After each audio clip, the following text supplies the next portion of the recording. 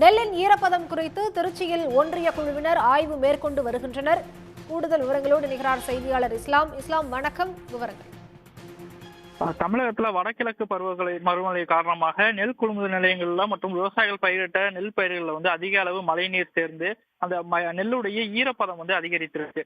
பொதுவாக ஒரு குறிப்பிட்ட சதவீதம் ஈரப்பதம் நெல்லுல இருக்கும். அந்த குறிப்பிட்ட சதவீதம் இருக்கும் பொழுதுதான் அதே மில்லுக்கு அனுப்பி அதை அரிசியாக மாற்ற முடியும். அது சரியானதாக இருக்கும். ஆனால் மழை நீர் அதிகமா தேர்ந்தெடுக்கக்கூடிய காரணத்தினால ஈரப்பதம் அதிகரித்திருக்கு.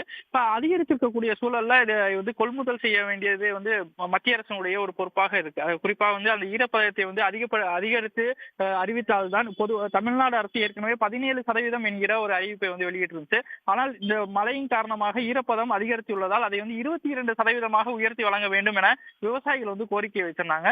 அந்த கோரிக்கையை தமிழ்நாடு அரசும் ஒன்றிய அரசிடம் வைத்திருந்தது. தமிழ்நாடு அரசின் ஒரு கோரிக்கையை ஏற்று ஒன்றிய அரசு இந்த தமிழ்நாட்டில் அந்த மத்திய அரசினுடைய குழுவை அனுப்பி அவர்கள் ஈரப்பதம் தொடர்பாக ஆய்வு மேற்கொள்ள உள்ளதாக தெரிவிச்சிருந்தாங்க.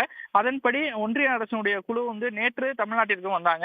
இந்த தமிழ்நாடு முழுவதும் ஏறக்குறைய 1825 நேரடி நெல் கொள்முதல் நிலையங்கள் திறக்கப்பட்டுச்சு. கடந்த செப்டம்பர் 1ஆம் தேதி முதல் திறக்கப்பட்டு அவை நெற்களை கொள்முதல் செய்து வராங்க. இந்த 17%-இருந்து 22% உயர்த்த வேண்டும் என்கிற கோரிக்கை வைத்ததன் அடிப்படையில் ஒன்றிய அரசினுடைய குழு தமிழ்நாட்டிற்கு நேற்று ஆய்வுக்காக வந்தாங்க. அந்த குழு 3 குழுக்களாக வந்த நிலையில ஒரு குழு செங்கல்பட்டு, திருவள்ளூர் உள்ளிட்ட மாவட்டங்களிலும், மற்ற 2 குழுக்கள் திருச்சி, தஞ்சை, புதுக்கோட்டை, திருவாரூர், நாகை உள்ளிட்ட டெல்டா மாவட்டங்களிலும் ஆய்வு செய்யறாங்க. அதே போல மதுரை, தேனியிலும் ஒரு குழு சென்று ஆய்வு செய்ய இருக்காங்க. அந்த வகையில தான் இன்று ஒன்றிய அரசுடைய உணவு பாதுகாப்புத்துறை துணை இயக்குனர் RK ஷாஹி தலைமையில அந்த தொழில்நுட்ப அலுவலர்களான ராகுல் சர்மா, தனீஷ் சர்மா ஆகியோர் அடங்கிய குழு இந்த திருச்சியில இன்று ஆய்வை தொடங்கி இருக்காங்க.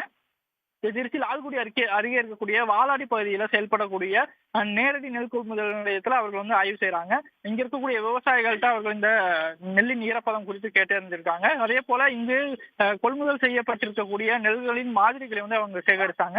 இங்க இருக்கக்கூடிய அந்த ஈரப்பதம் கண்டறியக்கூடிய கருவியில அந்த மாதிரிகளை வைத்து பார்த்த பொழுது அதனுடைய ஈரப்பதத்தின் அளவு 20.5% இருந்தது. அதாவது தமிழ்நாடு அரசு ஏற்கனவே சொல்லியிருந்த அந்த 17%-த்திற்கும் அதிகமாக தான் இருந்தது. இந்த தொடர்ச்சியாக இது மாதிரி அதிகமாக இருப்பதன் காரணமாகத்தான் அந்த ஈரப்பத அளவை 22% உயர்த்தி வழங்க வேண்டும் என விவசாயிகளும் தமிழ்நாடு அரசும் ஒன்றிய அரசிடம் கோரிக்கை வச்சிருந்தாங்க. அந்த வகையில இங்கு அவர்கள் அந்த மாதிரியை சோதித்ததுல தற்பொழுது 20.5% அது அந்த இயந்திரத்துல காட்டியிருக்கு. தொடர்ச்சியாக இங்க இருக்கக்கூடிய வேறு நெல்மணிகளையும் அவர்கள் சேகரிச்சிட்டு இருக்காங்க. இதே போல இதற்கு அடுத்து லால்குடி தாலுகால இருக்கக்கூடிய நகர், பூவாலூர் உள்ளிட்ட பகுதிகளில் இருக்கக்கூடிய நேரடி நெல் கொள்முதல் நிலையங்களுக்கும் சென்று அங்க இருக்கக்கூடிய நெல்மணிகளையும் ஆய்வு செய்ய இருக்காங்க. இவர்கள் இங்கும் மாதிரி வைத்து பார்த்தாலும் கூட இந்த மாதிரிகளை எடுத்து சென்று அவர்கள் முழுமையாக ஆய்வுக்கு உட்படுத்த இருக்காங்க. அதாவது தமிழ்நாடு முழுவதும் சேகரிக்கக்கூடிய அந்த மாதிரிகளை அவர்கள் எடுத்து சென்று முழுமையான ஆய்வுக்கு உட்படுத்தி இந்த ஈரப்பத அளவை உயர்த்தி தருவது குறித்து ஒன்றிய அரசிடம் அவர்கள் அறிக்கை சமர்ப்பிக்க இருக்காங்க. இன்று இந்த ஆய்வு தொடங்கி இருக்கு.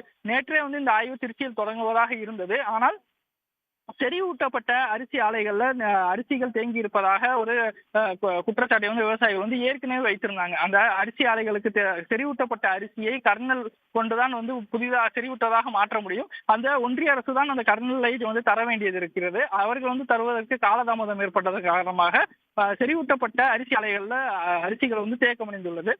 அதன் காரணமாக நேற்று அவர்கள் அந்த பகுதியில் நாமக்கல், கோவையில் ஆய்வு செய்தாங்க. இன்றிலிருந்து திருச்சியிலிருந்து தங்களுடைய ஆய்வை தொடங்கியிருக்காங்க. அவர்கள் இந்த டெல்டா மாவட்டங்கள் முழுவதும் அந்த ஆய்வை மேற்கொள்ள இருக்காங்க. உடனுக்குடன் செய்திகளை தெரிந்து கொள்ள சன் நியூஸ் பெல் ஐகானை கிளிக் பண்ணுங்க.